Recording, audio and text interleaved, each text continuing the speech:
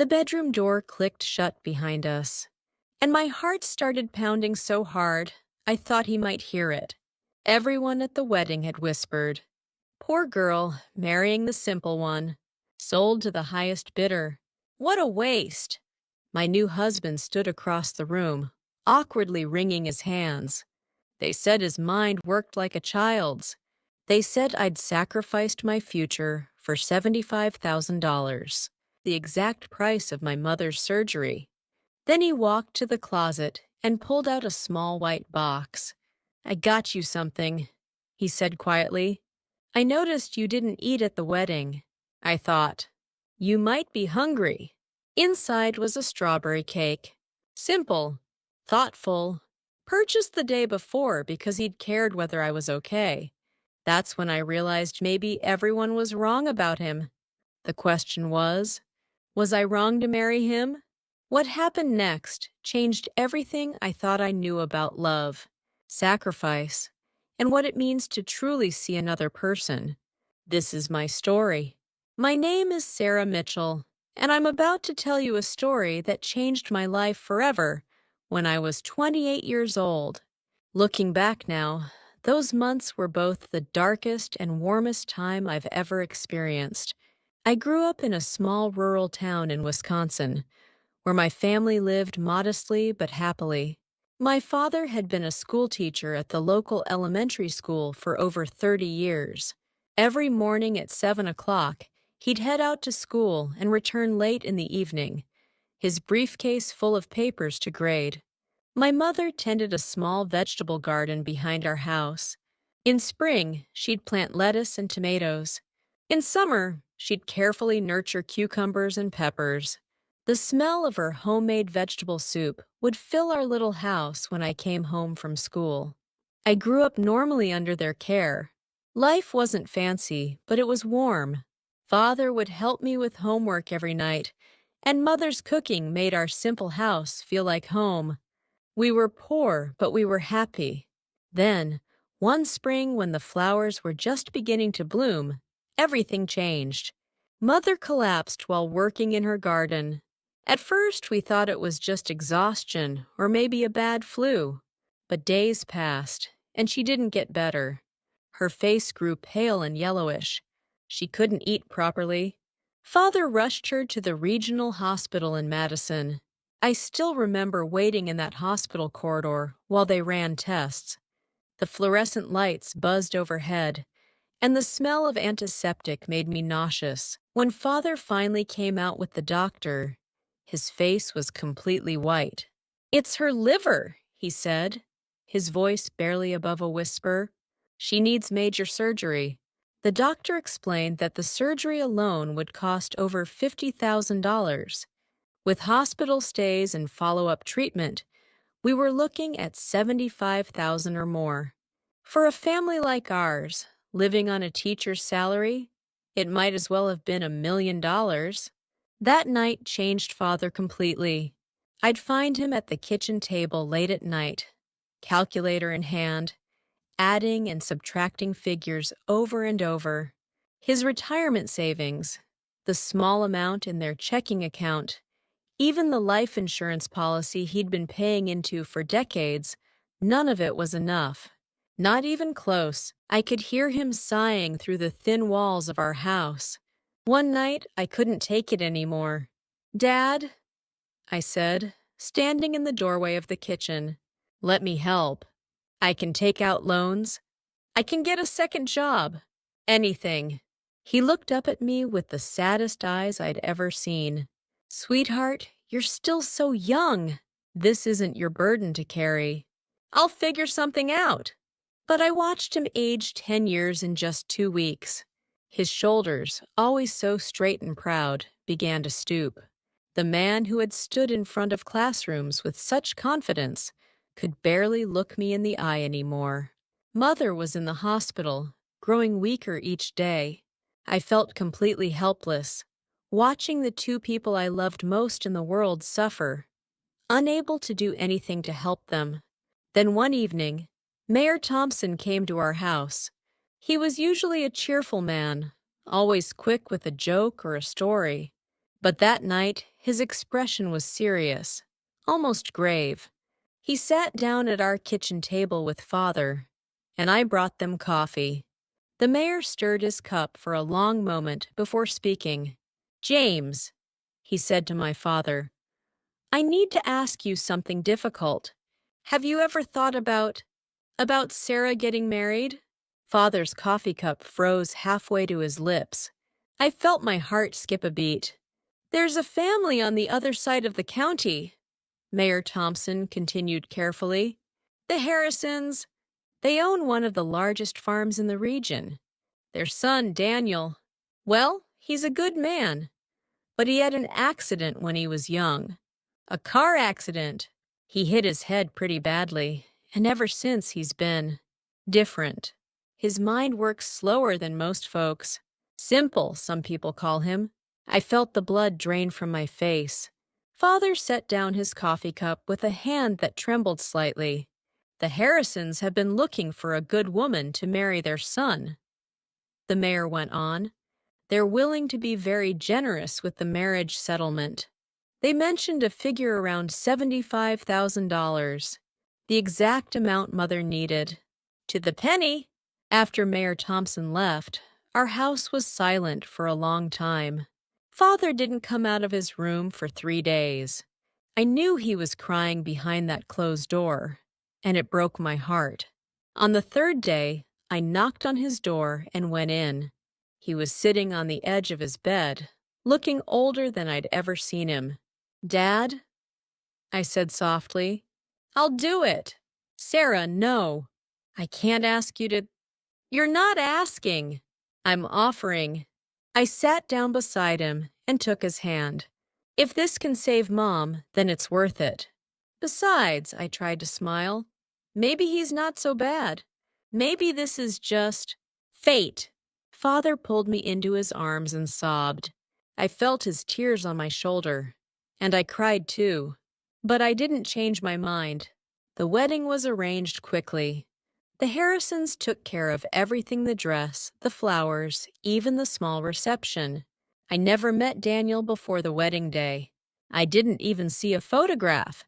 The townspeople whispered, "Of course." Small towns being what they are, everyone knew everyone's business. "Did you hear? James Mitchell's daughter is marrying the Harrison boy." "The simple one?" "Oh, that poor girl." "Well, I suppose when you're desperate for money. Still, what a shame. She's such a pretty thing." Their words cut like knives, but I held my head high. This was for Mother. That's all that mattered. The wedding day arrived faster than I expected. It was a small ceremony at the town church, just immediate family and a handful of guests. The Harrisons brought only a few relatives. Our side had Father and a couple of his siblings. Most of the townspeople stayed away, though I could see them peering through the church windows, curiosity getting the better of them. When I first saw Daniel Harrison walking down the aisle, I was surprised. He wasn't what I expected at all. He was tall, well over 6 feet, with broad shoulders and a handsome face. In his dark suit, he looked almost normal, distinguished even. But there was something different about him. His expression seemed frozen somehow, unsure. His eyes had a gentle quality, almost childlike. When he smiled at me, it was with the innocent joy of a 10-year-old boy. "I'm Daniel," he said when we stood together at the altar. His voice was deep but soft. "It's nice to meet you." "I'm Sarah," I replied. "It's nice to meet you too." The ceremony passed in a blur. I remember saying "I do," and feeling the cool metal of the wedding ring slide onto my finger. I remember the minister pronouncing us husband and wife, and I remember the pitying looks from the few guests in attendance. After the ceremony, we drove to the Harrison farm in Daniel's truck, a newer pickup that he drove carefully, both hands on the wheel, eyes fixed on the road. He didn't say much during the ride, just pointed out landmarks occasionally. "That's where I went to elementary school," he said, gesturing to a small brick building. And that's the ice cream shop. They have really good chocolate.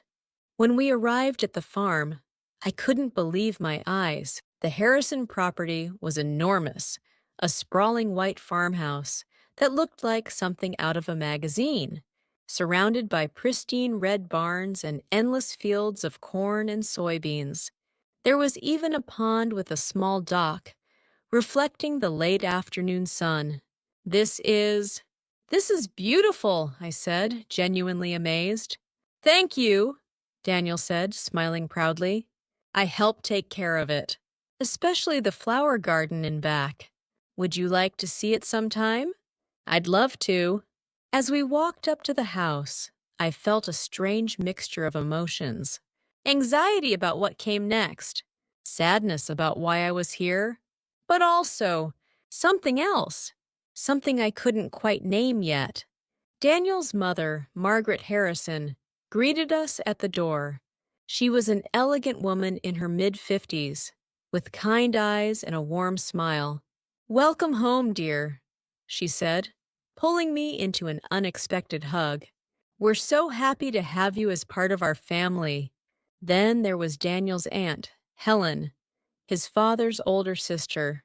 She was a sharp-eyed woman who looked me up and down with an expression I couldn't quite read.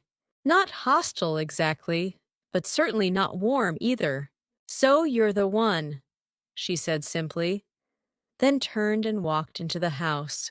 Margaret showed me to what would be our bedroom, a spacious room with cream-colored walls, soft lighting, and white curtains that billowed gently in the breeze from the open window. On the dresser sat a vase with a single red rose. "Daniel picked that for you this morning," Margaret said softly. "He was very excited about today." After she left, I stood in that room, looking around at my new life, wondering what on earth I had gotten myself into. That's when Daniel knocked on the door. "Can I come in?" he asked. "Of course. It's your room, too." He stepped inside, looking nervous.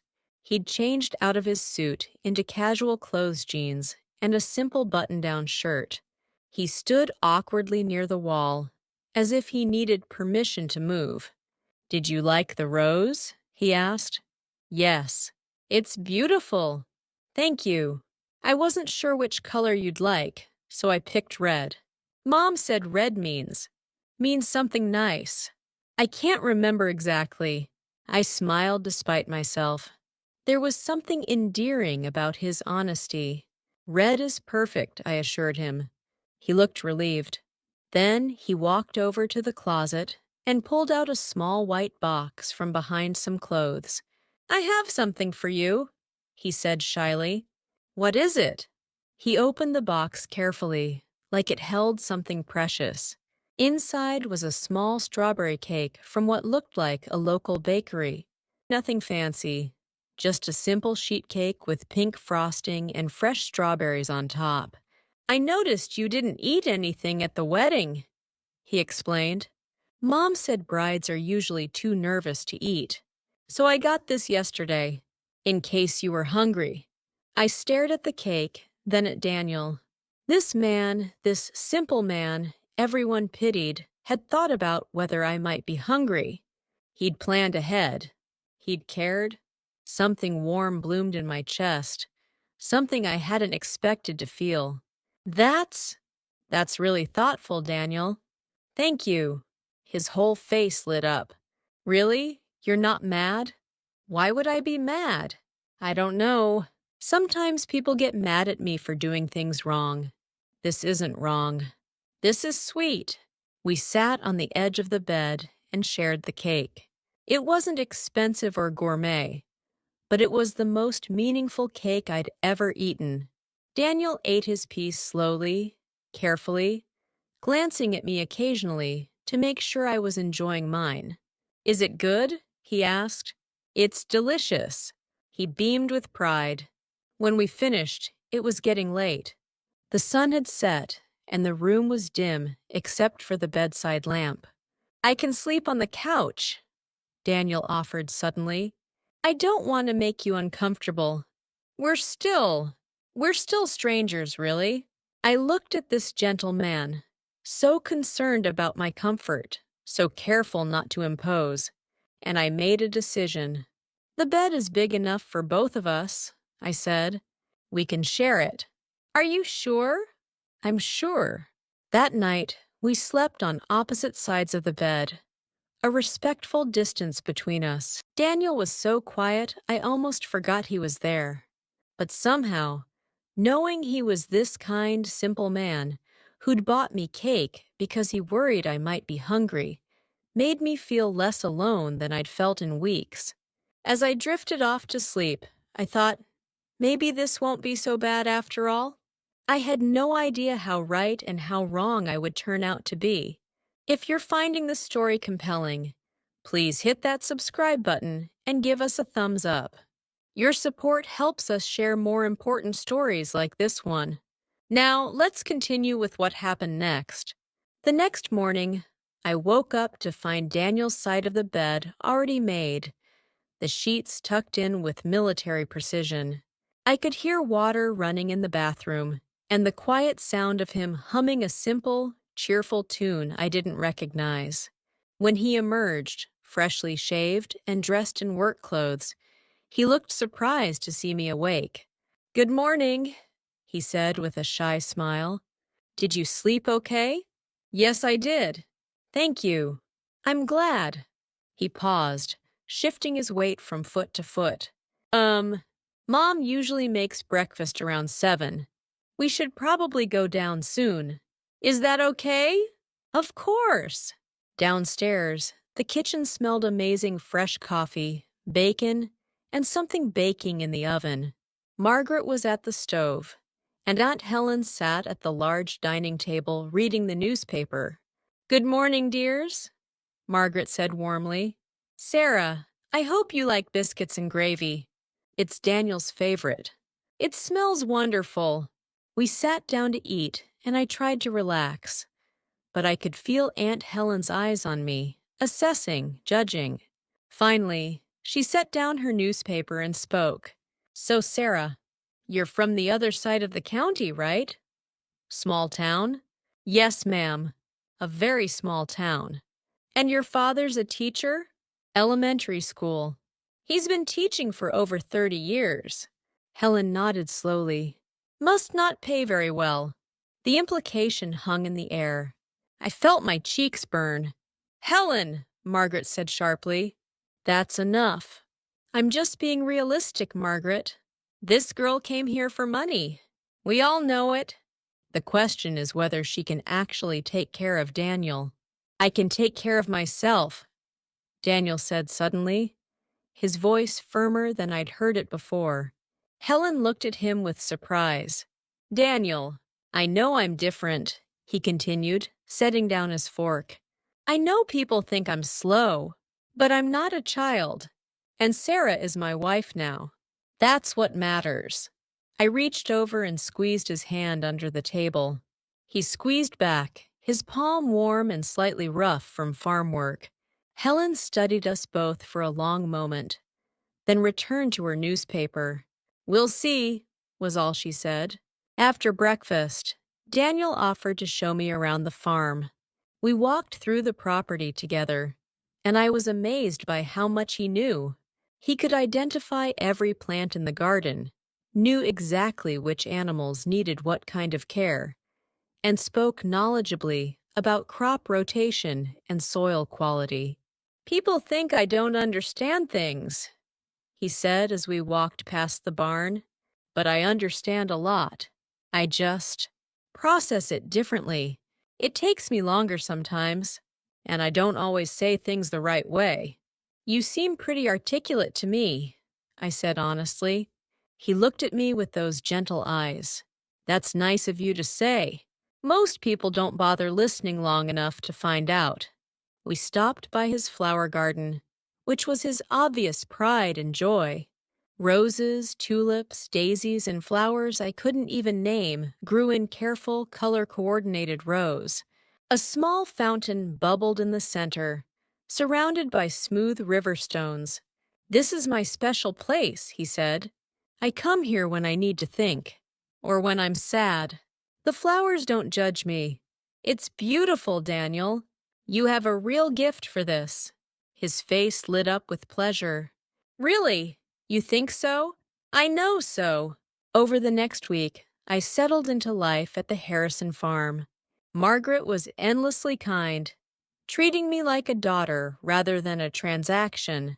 She taught me her recipes, showed me where everything was stored, and never made me feel like I didn't belong. Aunt Helen remained suspicious but civil. I'd catch her watching me sometimes, especially when I was with Daniel, as if trying to figure out whether I was genuine or just playing a role. But Daniel surprised me more each day. Yes, he was different. He took longer to process complex ideas. He sometimes repeated himself or asked the same questions multiple times. Social cues that seemed obvious to others sometimes escaped him entirely. But he was also incredibly kind, thoughtful, and genuine in a way most people never achieve. He never lied, didn't seem capable of it. He treated everyone with the same gentle respect. And he had a way of seeing the world that was refreshingly uncomplicated. One afternoon, about 2 weeks after our wedding, Daniel asked if I wanted to go into town with him. Margaret needed some things from the grocery store, and he offered to drive. I'd love to, I said. The drive into town was pleasant. Daniel pointed out places he remembered from growing up: the park, where he used to play, the library where he'd spend hours looking at picture books, the diner where he always ordered the same thing: grilled cheese and tomato soup. I like things I can count on, he explained, things that don't change. At the grocery store, people recognized Daniel immediately. Several older folks greeted him warmly, asking how he was doing and congratulating him on his marriage. Daniel, I heard you got hitched, said an elderly woman in the produce section. Is this your bride? Yes, ma'am. This is Sarah. Well, aren't you a lucky man? She's beautiful. Daniel smiled proudly. I know. His unself-conscious joy made me smile too. There was no pretense with him, no playing it cool or hiding his feelings. He was just Daniel. We were almost finished shopping when a woman approached us in the parking lot. She looked to be in her late 40s, dressed shabbily, with worry lines etched deep around her eyes and mouth. Excuse me, she said, her voice trembling. I'm so sorry to bother you, but I'm in trouble. My daughter is sick, and I need to get her to the hospital, but I don't have enough money for the emergency room copay. Could you possibly spare $50? I'll pay you back, I promise. She looked desperate, on the verge of tears. Daniel immediately reached for his wallet. Of course, he said. How much do you need? Just 50. 50 would be enough to... Daniel, wait, I said, putting my hand on his arm. Something didn't feel right. The woman's story was rehearsed, too smooth, and there was something in her eyes that didn't match the desperation in her voice. Please, the woman said, turning to me. My little girl is really sick. I just need a little help. Daniel looked at me, confused. Sarah? I'm sorry, I said to the woman, but I think we'll pass.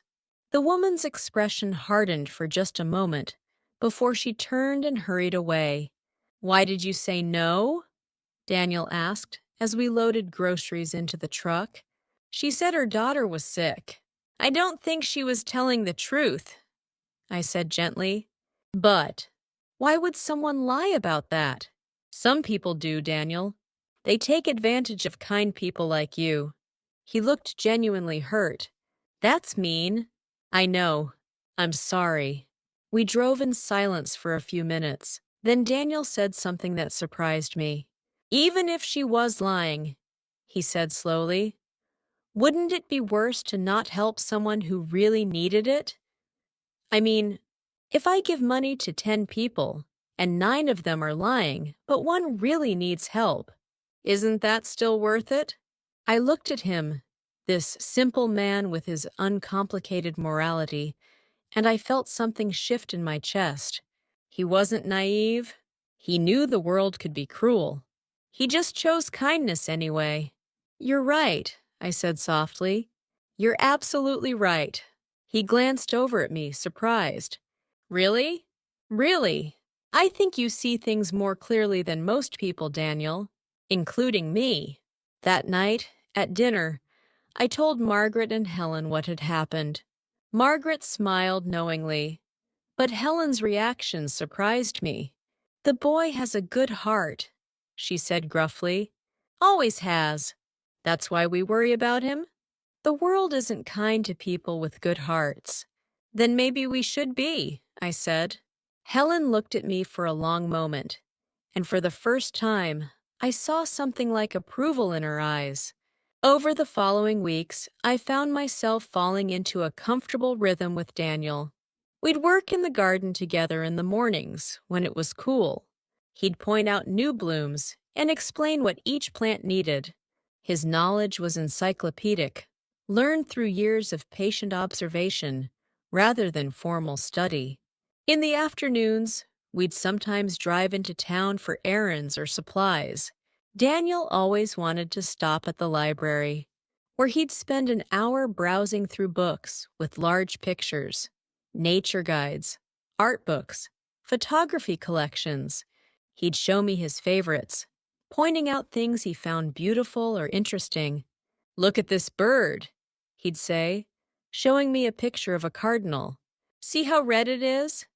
There's a family of them that lives in our oak tree. I put out seeds for them every morning." His capacity for wonder was infinite.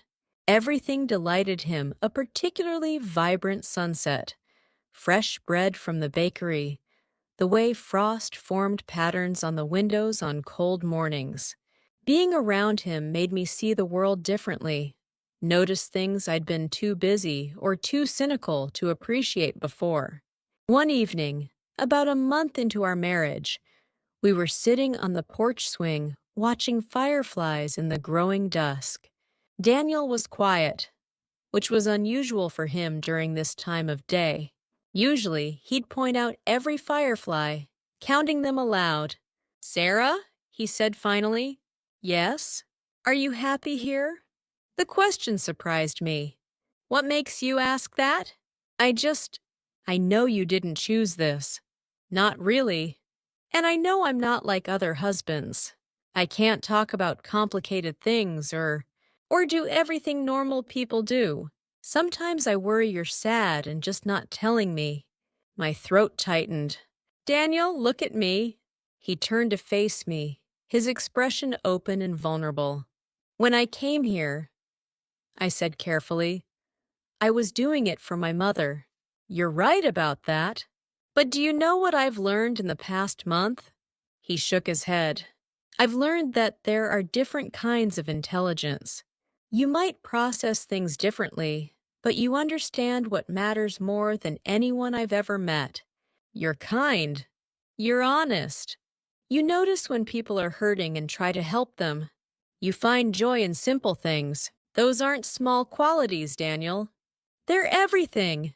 "Really?" His voice was small, hopeful. "Really? And yes, I'm happy here. Happier than I expected to be. Happier than I've been in a long time." He smiled then, that pure, uncomplicated smile that lit up his whole face. "I'm happy too. Really happy. The happiest I've ever been." He reached for my hand, and we sat like that until the stars came out, not needing to say anything more.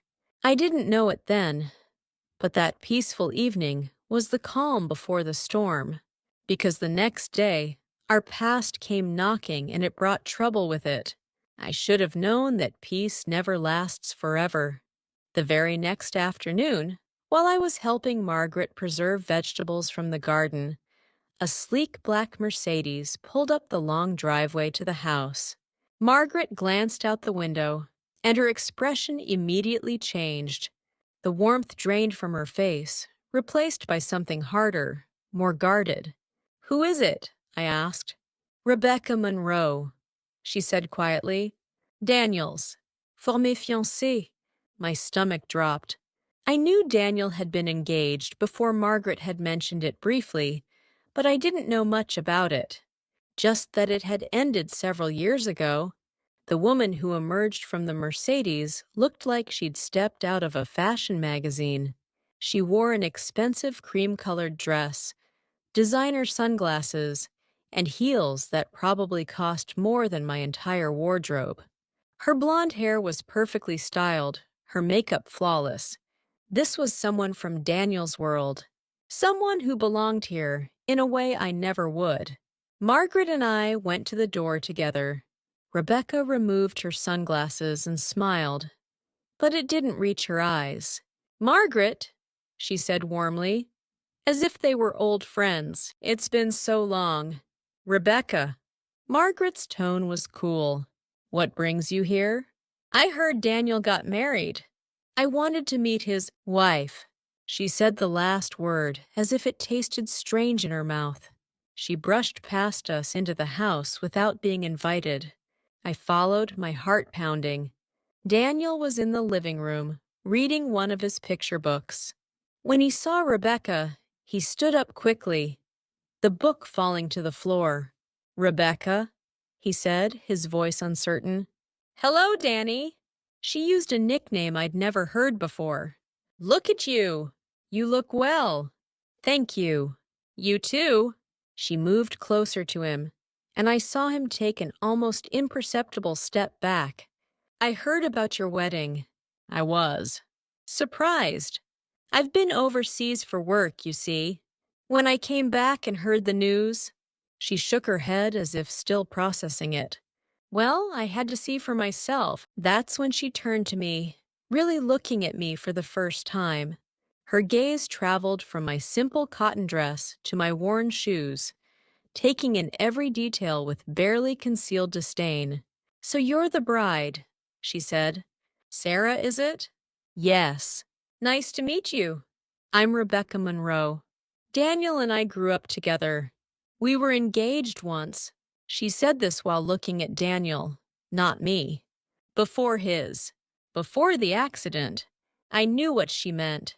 Before Daniel became someone she couldn't be bothered with anymore.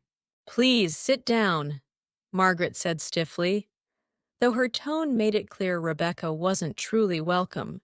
We all sat in the living room. Aunt Helen appeared from upstairs, and her expression when she saw Rebecca was thunderous. Well, well, Helen said. Look what the cat dragged in. Hello, Helen, Rebecca said smoothly. Still living here, I see. It's my family's home. Where else would I be? The tension in the room was thick enough to cut. Rebecca positioned herself on the sofa next to Daniel, sitting closer than necessary. So, Sarah, she said, turning her attention to me, I heard you're from a small town. What was it your father did again? Some sort of laborer? He's a teacher, I said, trying to keep my voice steady. Oh, how noble. Teaching must be so rewarding, even if it doesn't pay well. She smiled sweetly, but her words stung. My father loves what he does, I replied. I'm sure he does. Rebecca placed her hand on Daniel's arm. Danny and I used to talk about education all the time. Didn't we, Danny? Remember our plans to donate to the county schools? Daniel shifted uncomfortably. That was a long time ago, Rebecca. Not so long ago to me. It feels like just yesterday we were making all those plans together. She squeezed his arm. You remember, don't you? How we used to talk for hours about our future. Rebecca, Margaret began. But Rebecca talked over her. We had something special, Danny. Everyone said we were perfect together. She finally looked at me. No offense to your current situation, of course. I felt my face burning. The dismissiveness, the casual cruelty of it, she was making it crystal clear that she saw me as a poor substitute, a temporary embarrassment. Rebecca, why are you really here? Aunt Helen asked bluntly. Rebecca's mask slipped for just a second, and I saw something harder underneath. I'm here because I care about Daniel. I always have. When I heard he'd gotten married to someone from— She paused delicately. Outside our social circle, I was concerned. Daniel needs someone who understands his needs. Someone from his background. Someone rich, you mean, Helen said. Someone appropriate, Rebecca corrected smoothly. She turned to Daniel, her voice softening. Danny, are you truly happy? Really? Daniel looked at her, then at me. I could see the confusion in his eyes, the old feelings wrestling with new ones. My heart sank. He started. Because if you're not, Rebecca continued, leaning in closer, it's not too late. These things can be corrected, annulled. You could come with me. We could pick up where we left off. The room went completely silent. Even the old grandfather clock in the corner seemed to hold its breath. Then Daniel spoke, and his voice was clearer and stronger than I'd ever heard it. No, he said. Rebecca blinked. What? No, Daniel repeated. We're not picking up anything. You left me, remember?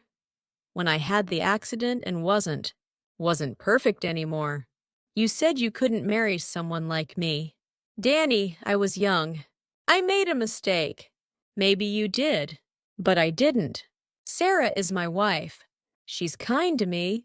She listens when I talk. She doesn't make me feel stupid or broken. His voice grew stronger with each word. And I love her. My breath caught. We'd never said those words to each other. Rebecca's perfectly made-up face twisted with anger. You love her? Daniel, she married you for your money. Everyone knows that. Her mother needed surgery, and your family paid for it. She's using you. Stop, I said, standing up. My whole body was shaking. You need to leave. I'm not going anywhere until Daniel understands what's happening here. I understand perfectly, Daniel said, standing too. He moved to my side, taking my hand. Yes, our marriage started because of money. But that doesn't mean it has to stay that way. Sarah sees me, the real me, not just what I can't do, but what I can. She makes me feel like I matter. This is ridiculous, Rebecca said, standing up and smoothing her dress. You're making a fool of yourself. If caring about someone who cares about me makes me a fool, Daniel said, then I guess I'm a fool. But I'd rather be a fool with Sarah than anything with you. Rebecca's face flushed red. She grabbed her purse and headed for the door, but not before turning back one last time. You'll regret this, she said coldly. Both of you. After she left, the house was silent. Then Aunt Helen started laughing a genuine, delighted laugh. Well, well, she said, our boy has finally grown a spine. Good for you, Daniel. Margaret was crying happy tears. I'm so proud of you, she said, hugging her son. But I was still processing what Daniel had said. He defended me, defended us, and he'd said he loved me. Later that night, when we were alone in our room, I finally found my voice. Did you mean it? I asked. What you said to Rebecca? About loving you? Daniel asked. Yes, I did. I do. Is that okay? It's more than okay, I said, tears streaming down my face, because I love you too. And I meant it. Somewhere along the way, without even realizing it, I'd fallen completely in love with this gentle, honest, extraordinary man. We held each other that night, and I thought that maybe, finally, we'd overcome the worst of it. Rebecca was gone. The truth was out. We could move forward. But I was wrong. Because Rebecca Monroe didn't give up that easily. And what came next would test us in ways I never imagined. 3 days after Rebecca's visit, her brother showed up at our door. His name was Marcus Monroe, and where Rebecca had been coldly manipulative, Marcus was openly hostile. He was a lawyer in his late 30s, dressed in an expensive suit, with the kind of aggressive confidence that came from a lifetime of getting his way. I was alone in the house when he arrived. Margaret and Helen had gone into town, and Daniel was out in the far fields checking on the irrigation system. Marcus didn't bother with pleasantries. "You must be Sarah," he said when I answered the door. "I'm Marcus Monroe, Rebecca's brother. We need to talk." "About what?" "About you leaving my sister's fiancé alone." "He's not her fiancé. He's my husband." Marcus smiled, but it was the smile of a shark. "For now. But these things can be undone, especially when there are irregularities involved." "What are you talking about?" "I'm talking about you, a nobody from nowhere, suddenly marrying into one of the wealthiest families in the county, right when your mother needed expensive medical care. That's called fraud, Sarah. You knowingly entered into a marriage contract under false pretenses. I could have this marriage annulled within a month." My blood ran cold. I didn't enter into anything under false pretenses. The Harrisons knew about my mother. They offered. They offered money to a desperate woman who then trapped a mentally disabled man into marriage. Do you know how that looks to a judge? Daniel isn't mentally disabled. He's different, yes, but nothing. I've already consulted with several colleagues. We have a strong case. Of course. He paused, looking around the house with obvious appreciation. Lawsuits are expensive, time-consuming. They could drag on for years. Wouldn't it be easier for everyone if you just left voluntarily? "I'm not leaving my husband." Marcus's expression hardened. "Then you're stupider than I thought. Rebecca wants Daniel back. And what Rebecca wants, she gets. I suggest you think very carefully about your next move." He turned to leave, then stopped and looked back. "Oh, and Sarah, be careful. Accidents happen on farms all the time. People get hurt, sometimes badly." The implied threat hung in the air. I stood frozen as he walked back to his car and drove away. I should have called the police right then. Should have told Margaret and Helen immediately. But I was scared and ashamed and foolishly thought I could handle it on my own. That decision almost cost us everything. I didn't tell anyone about Marcus's visit. Looking back, that was my biggest mistake. But I was afraid that if I told the Harrisons, they might think I was more trouble than I was worth. Afraid that if I told Daniel, he'd try to confront Marcus and get hurt. So I kept quiet and tried to pretend everything was normal. But everything wasn't normal. Over the next week, strange things started happening around the farm. First, the gate to the main pasture was left open overnight. We lost 3 hours in the morning rounding up the cattle that had wandered onto the road. Margaret was upset, she said, in 30 years of running the farm. Something like that had never happened. "I know I latched that gate," Daniel said, confused. "I always double-check." "It's okay, honey," Margaret said. "Maybe it just didn't catch properly." 2 days later, someone let the chickens out of their coop. We found them scattered across the property, some missing entirely, probably taken by foxes or coyotes. Daniel was heartbroken. He'd raised those chickens from chicks and knew each one by name. Then the irrigation system in the east field mysteriously shut down during a critical watering period. By the time we discovered it, an entire row of crops had been damaged. "This doesn't make sense," Aunt Helen said, examining the system. "These things don't just shut off by themselves." She looked at me suspiciously, and I felt a chill. Did she think I was responsible? But the worst incident came on a Thursday afternoon. I'd gone to the storage barn to get some supplies for dinner.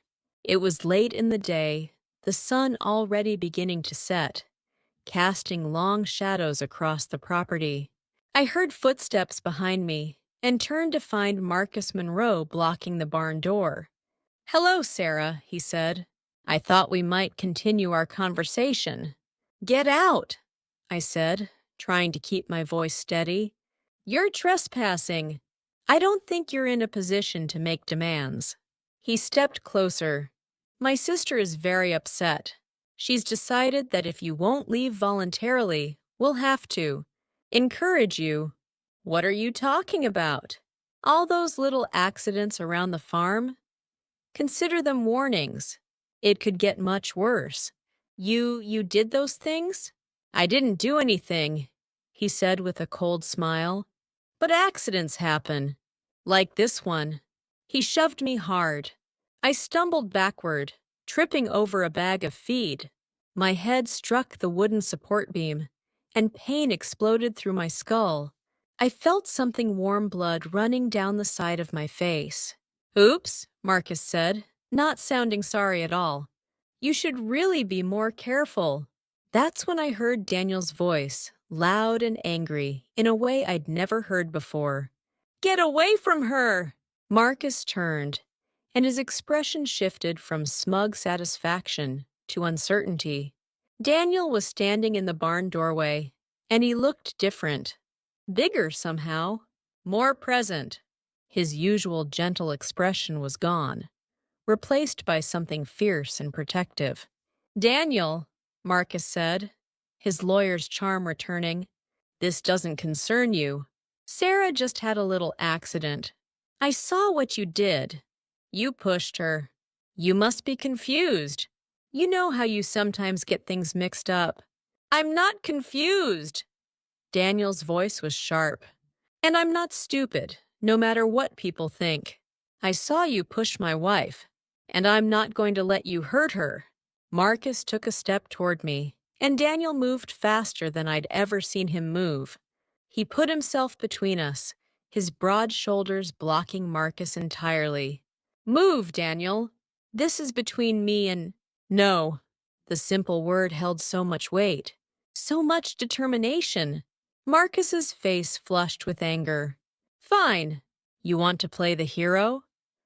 Let's see how that works out for you." He swung his fist at Daniel's face. Daniel tried to dodge, but Marcus was fast. The punch connected with Daniel's temple, and Daniel staggered backward, right toward the workbench where various farm tools were stored. Time seemed to slow down. I saw Daniel falling, saw him hit his head on the edge of the metal workbench with a sickening crack, saw him crumple to the ground and go still. "Daniel!" I scrambled over to him, ignoring the pain in my own head. Blood was pooling beneath him. "Daniel, please. Open your eyes." He didn't move. "This was an accident," Marcus said, his voice panicked now. "He attacked me, and I defended myself. That's what I'll tell anyone who asks." "Get out," I said, my voice low and deadly. "Get out before I kill you myself." Something in my tone must have convinced him, because he turned and ran. I managed to pull my phone from my pocket with shaking hands and call 911. Then I called Margaret. "There's been an accident," I said, my voice breaking. "Daniel's hurt. Please come home. Please." The ambulance arrived first, then the police, then Margaret and Helen, Margaret's face white with terror. At the hospital, the doctor's words were devastating. "There's significant trauma to the brain. We've stopped the bleeding, but he's in a coma. We don't know when or if he'll wake up." Margaret collapsed into a chair, sobbing.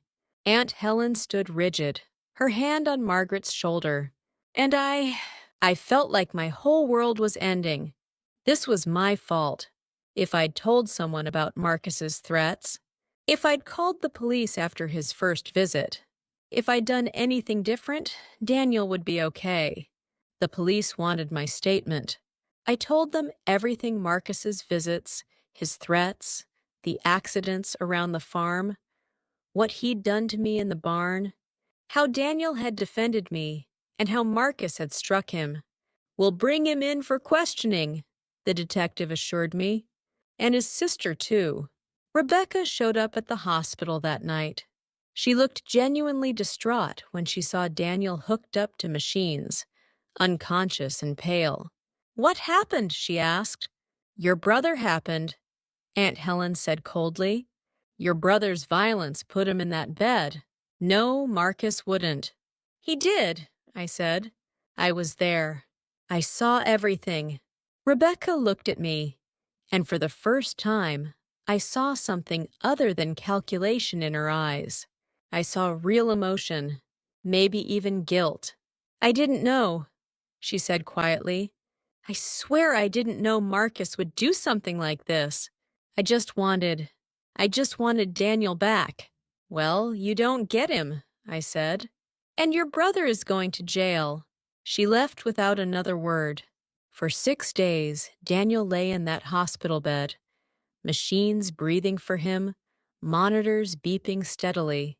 Margaret and I took turns sitting with him. I'd hold his hand and talk to him, telling him about the farm, about the flowers in his garden, about how much we all needed him to wake up. On the 7th day, I was alone with him, late at night. I was exhausted, my head still bandaged from where I'd hit the beam, my body aching with worry and lack of sleep. "Daniel," I whispered, gripping his hand, "please come back. Please. I need you. We all need you." His fingers twitched. I sat up straight, my heart pounding. "Daniel?" His eyes moved beneath his closed lids. Then, slowly, so slowly, they opened. "Sarah?" His voice was hoarse, barely above a whisper. I burst into tears, pressing the call button for the nurse while leaning over him. "You're awake. You're actually awake. Oh, thank God." The nurses came rushing in, followed quickly by the doctor. They ran tests, asked questions, checked his vitals, and through it all, Daniel held my hand.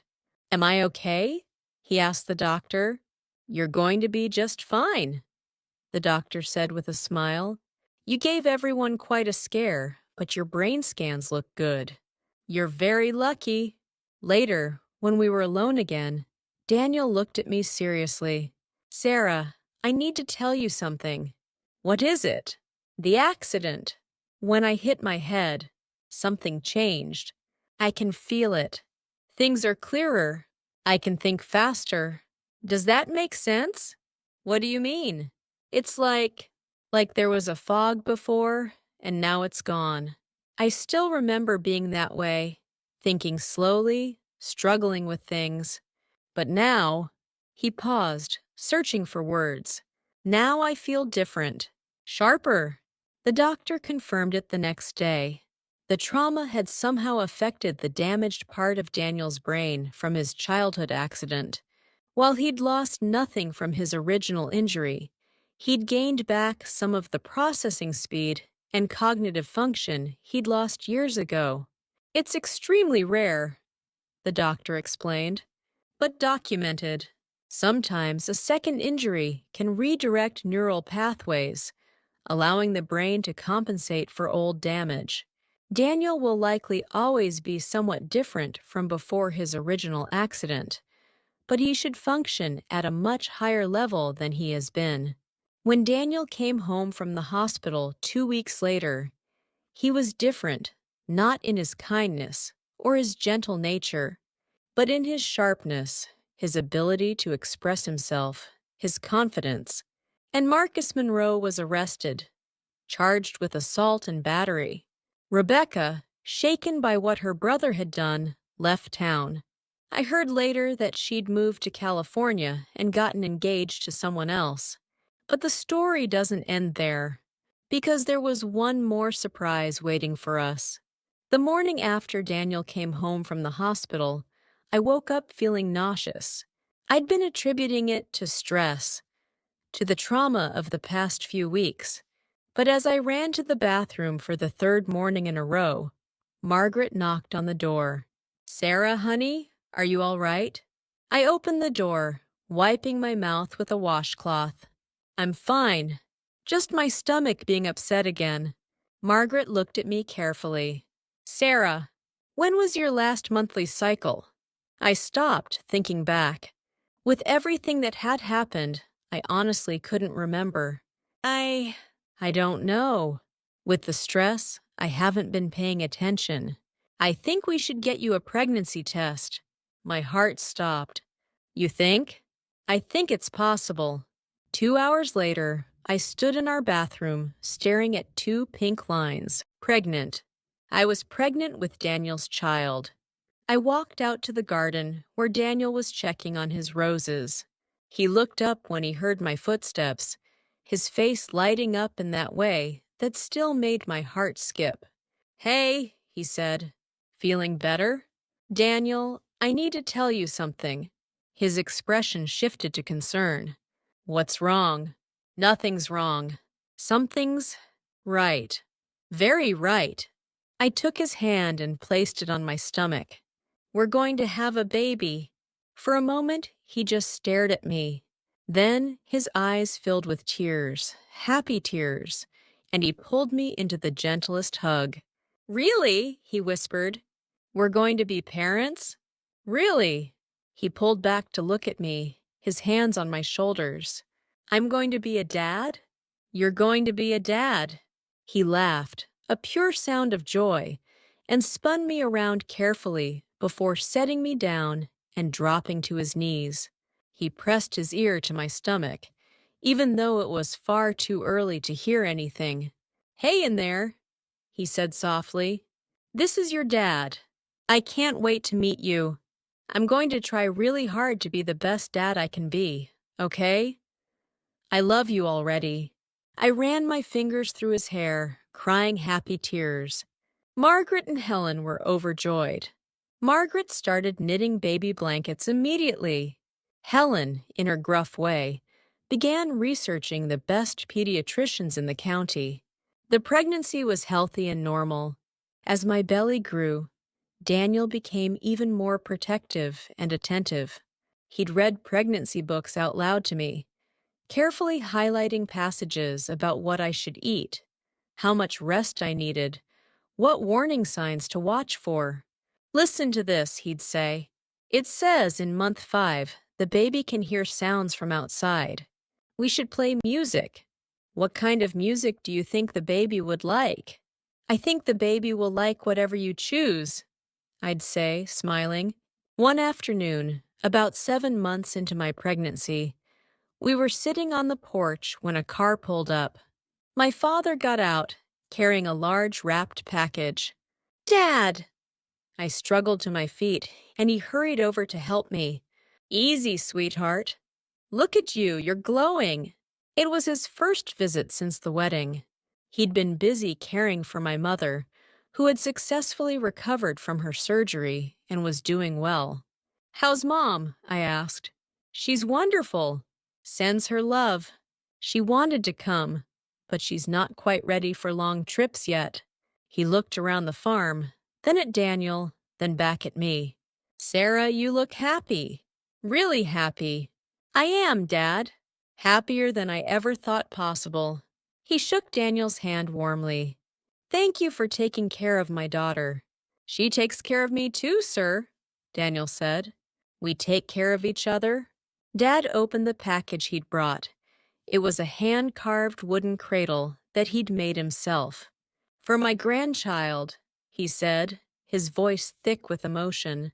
That night, we all had dinner together, me, Daniel, Margaret, Helen, and my father. It felt like a real family, bound not by obligation, but by love. My father pulled me aside before he left. Sarah, I want you to know, when I agreed to this arrangement, I hated myself. I thought I was selling my daughter. But seeing you now, seeing how Daniel looks at you, how you look at him, I think maybe this was meant to be. Sometimes the best things come from the hardest decisions. I know, Dad. I'm not angry. I never was. You did what you had to do to save Mom. And in doing it, you gave me the greatest gift of my life. 3 months later, on a bright spring morning, our daughter was born. We named her Grace Margaret Harrison Grace for the blessing she was. Margaret after Daniel's mother. She was perfect. 7 pounds, 3 ounces, with Daniel's eyes in my nose. When the nurse placed her in Daniel's arms for the first time, I watched as he stared down at her with absolute wonder. "Hello, Grace," he whispered. "I'm your daddy. I'm going to love you forever and ever. And I'm going to teach you all about flowers and kindness and how to see the good in people. And your mommy is going to teach you to be strong and brave. You're the luckiest little girl in the world because you have the best mommy ever." I was crying, of course. Hormones and joy and exhaustion all mixed together. Over the next year, we settled into our new life as parents. Daniel was a wonderful father patient, gentle, endlessly creative in his play. He'd spend hours in the garden with Grace, showing her flowers, letting her feel different textures, describing colors in ways that made even common things sound magical. "See this rose, Gracie? It's red like your favorite blanket. And it smells sweet, like candy. But see these thorns? They're sharp. They protect the rose. Beautiful things sometimes need protection." Margaret and Helen doted on Grace, of course. Our home was filled with laughter and love. On Grace's first birthday, we had a small party in the garden. As I watched Daniel chase our daughter around the flower beds, both of them laughing, I thought about how far we'd come. A year and a half ago, I'd been a desperate woman entering a marriage of convenience with a man I'd never met. I'd thought I was sacrificing my future to save my mother. But I hadn't sacrificed anything. I'd found everything. That evening, after Grace was asleep and the guests had gone home, Daniel and I sat on the porch swing, watching fireflies just like we had so many months before. "Do you remember the first time we sat here like this?" Daniel asked. "When you asked me if I was happy?" "Yeah. And you told me you were." "Were you telling the truth?" "I was," I said. "But I'm even happier now." "Are you happy?" He pulled me close, kissing the top of my head. "Sarah, I'm happier than I ever knew a person could be. You and Grace, you're my whole world. You're our whole world, too." We sat there in comfortable silence, listening to the crickets and the distant sound of the wind in the wheat fields. Grace was asleep in her crib inside. Margaret and Helen were in the house, probably already plotting tomorrow's menu. My mother was healthy, my father content. Everything was right with the world. "You know what I learned through all of this?" I said quietly. "What's that?" "That love doesn't care how it starts. It doesn't matter if you meet at a coffee shop, or through a classified ad, or through a desperate arrangement to save someone's life. What matters is what you build together. What matters is choosing each other every day." Daniel was quiet for a moment. Then he said, "I choose you, Sarah. Today and every day. I choose you too, Daniel. Always." And that, dear friends, is the truth about love. It's not about perfect beginnings or fairy tale meetings. It's about two people deciding that whatever brought them together, they're going to face the future as a team. When my father married me to the simple man from the wealthy family, everyone pitied me. They thought I was throwing my life away, trapped in a loveless marriage with someone who couldn't possibly make me happy. But those people didn't know Daniel. They didn't see his capacity for love, his gentle wisdom, his pure heart. They couldn't imagine that someone they dismissed as simple could be the most extraordinary person I'd ever meet. They were wrong about Daniel, and they were wrong about us. Our love story didn't start with flowers and romance. It started with desperation and sacrifice, and a transaction written in legal documents. But it became something beautiful anyway, because we chose to make it beautiful. And that choice, that daily decision to love each other, to see each other, to be partners in every sense of the word, that choice made all the difference.